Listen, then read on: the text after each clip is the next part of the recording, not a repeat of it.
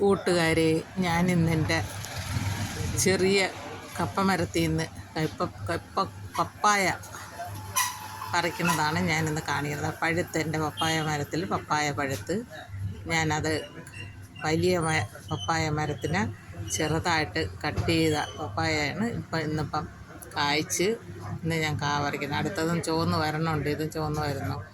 ഇത് നമ്മളെ വലിയ മരത്തിനെ വെട്ടി ചെറുതാക്കിയ മരമാണ്. എല്ലാവരും ഇതുപോലെ വലിയ മരങ്ങളുണ്ടെങ്കിൽ അതിനെ ഇതുപോലെ കട്ട് ചെയ്ത് ഞാൻ ഇതിൻ്റെ ഫുൾ വീഡിയോ നേരത്തെ ഇട്ടിട്ടുണ്ട്. അതുപോലെ ചെയ്തെടുക്കണം.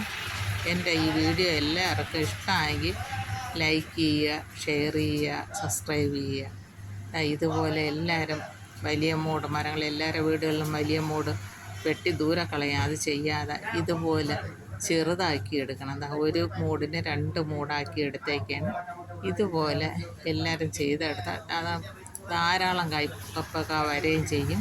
നമുക്ക് പെട്ടെന്ന് കായ്ക്കുകയും ചെയ്യും. ഒരു തൈ പിടിപ്പിച്ചെടുക്കണേക്കാളും വളരെ എളുപ്പമാണ് പഴയ മൂടിനെ നമുക്ക് ഇതുപോലെ ചെറുതാക്കി എടുക്കണത്. എല്ലാവരും ശ്രമിച്ചു നോക്കുക. എല്ലാവരും ഇതുപോലെയൊക്കെ നട്ടുപിടിപ്പിക്കുക. എൻ്റെ ഈ വീഡിയോ കണ്ടു നോക്കിയിട്ട് അതുപോലെയൊക്കെ എല്ലാവരും ചെയ്തു നോക്കുക.